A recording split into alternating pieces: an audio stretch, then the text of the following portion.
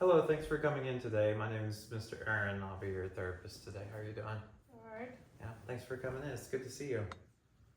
Why don't you tell me a little bit about yourself? I'm a military veteran, Really, what branch? Air Force. Oh, Air Force. That must have been exciting lifestyle. Oh, a couple deployments. Yeah, where'd you deploy to? Iraq and Afghanistan. Okay. I know typically with the Air Force, their deployments are a little bit shorter. Did you go on 6 months for those both times? Yeah. Okay. And so you went on 2 deployments. How much total time did you serve? 8 years. 8 years? Okay. And you're out now here, at the VA looking to get supports and services for different things. Tell me a little bit about your transition into civilian life. It's been rough. Really? You've had a difficult time transitioning? Yeah. Yeah. Well, it's just hard to find a job. Finding hard time transitioning your military skills over into the veteran. I know that there's different that some of the things we'll work with you in counseling on and getting the translation of skills. I know there's also some useful tools online as well as far as transitioning your services from what your skill set in the military. But yeah, so there's we have different tools and things for that. But as far as how's the other transition been on your family? Transition been on? I don't even talk to my family. You don't talk to your family? No. So you're estranged from your family? Yeah. Okay. And so and again, when you have a big life transition coupled with loss of kind of that family dynamic, that can be really difficult for sure. Mm-hmm. What's your as far as your kind of daily your work life balance, because you're actively working towards a job and getting those pieces. How does your home life look for you? I'm kind of bouncing around with friends right now. Bouncing around with friends. Yeah. Yeah, you feel like on one hand you've got this difficult loss of connection with your family, and then that connection is also starting to, you're seeing kind of that severed connection with other friend groups that you've had as well. Mm-hmm. Is it just the the transition, you're transitioning out of the military and kind of walking away from this group of friends that because I know in some service members' cases, some even really good friends can kind of see that as like you're abandoning them almost. No, it's not like that. I meant like my home life. I've been bouncing from couch to couch to couch. I gotcha. But I don't think my friends are going to take it too much longer. Kind of, working through which friends are willing to put up with you that long or help you. Yeah, help you through the situation. There's not a lot I can do. I don't have a job. Yeah. So I usually just party with them and drink and pass out on the couches. So. Okay. So you're still having still actively social in that realm. Yeah. Okay. Is it drinking? Is that normal? Is that normal drinking for you? No, I mean it's normal drinking. Okay. Kind of an activity you've enjoyed for long periods of time. Yeah. Pretty common way of dealing with stress in the military and dealing with being gone and coming back from deployments.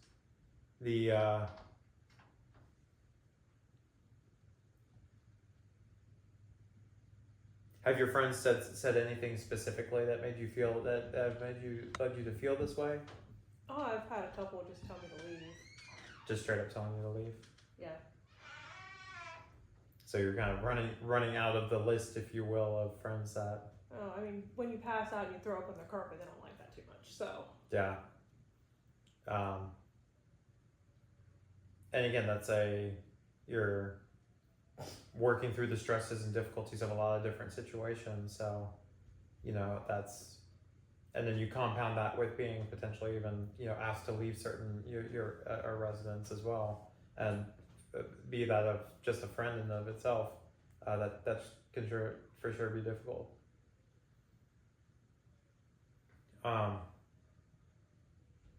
What other kind of stressors do you have, aside from like the job portion? Is there anything else that's really stressing you out right now? Not really. If I could find a job, I could find my own place, and I wouldn't be bothered on my friends.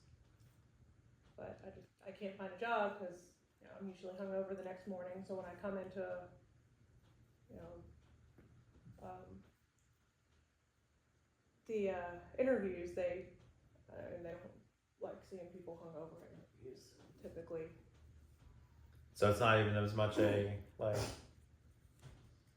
There's the element of dealing with the interview process and kind of like how to get recovered from the night before and get recovered from some of these instances that you're having.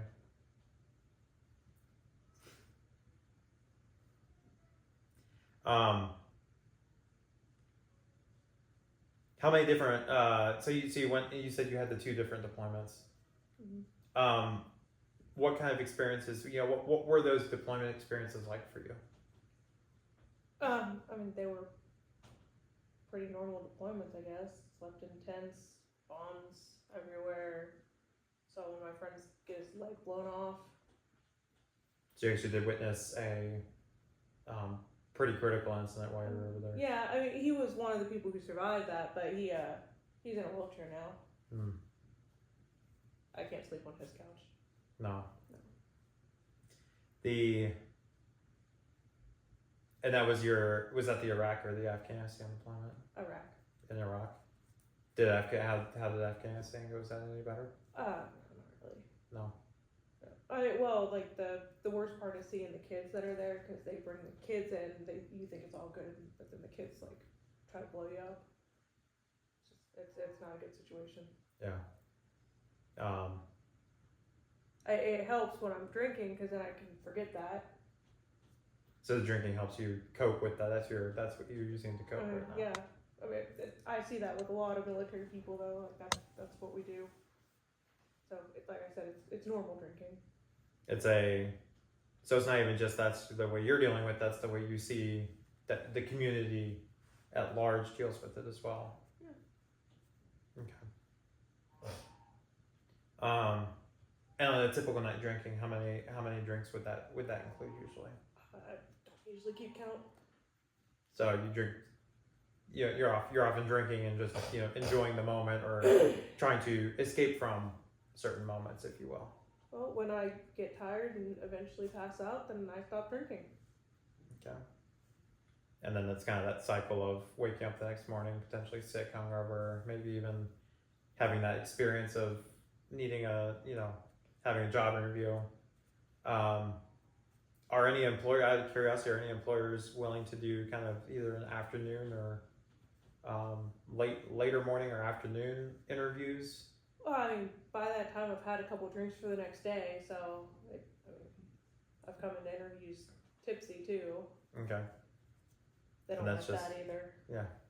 And it's just and again, it's this constant battle with the thought processes that you've got that just continue to circle, and it leads to you having that dependency on what's that painkiller, if you will, and that's your out, if you will. Okay.